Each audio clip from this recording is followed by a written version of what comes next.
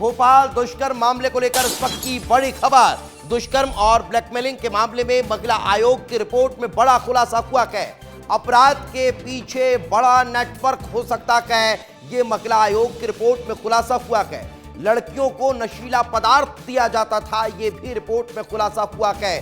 धर्मांतरण के लिए मजबूर किया जाता था, ये इस रिपोर्ट में खुलासा होता हुआ नजर आया है। तो ये बड़ी खबर इस वक्त हम आप तक पहुंचा रखे गए। महिला आयोग ने इस ब्लैकमेलिंग वाले मामले को लेकर बड़ा खुलासा किया है और इस रिपोर्ट में यह खुलासा हुआ है कि कैसे यहां एक बड़ा नेटवर्क काम कर रहा था और नशीला पदार्थ भी यहां पर दिया जाता था।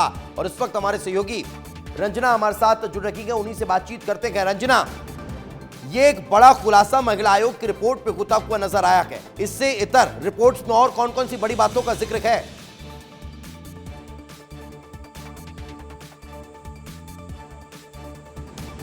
देखिए दीपेश, राष्ट्रीय महिला आयोग की टीम राजधानी भोपाल पहुंची थी। पीड़िताओं से उन्होंने बातचीत भी की थी, संवाद भी हुआ था और वो उन जगहों पर भी गई थी जहां पर इन पीड़िताओं के साथ शोषण भी हुआ था।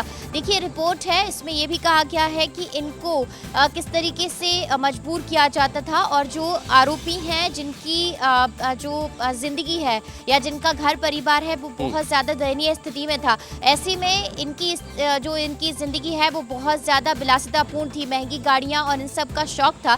तो इसके पीछे कौन सा बड़ा नेटवर्क है, इसकी जाँच जरूर होनी चाहिए। इसको लेकर जो राष्ट्रीय महिला आयोग की टीम है उन्होंने अपने जांच के बिंदुओं में कहा है कि आखिर ये कौन सा नेटवर्क है जो इनको मदद किया करते थे। इस बात को लेकर उन्होंने अपनी इस रिपोर्ट में जिक्र किया है। हाँ, उन्होंने ये भी कहा है कि बाग सेवनिया थाना पुलिस जिन्होंने अपनी सजगता और शीघ्रता के साथ आरोपियों को गिरफ्तार किया है वो प्रशंसा के काबिल भी है।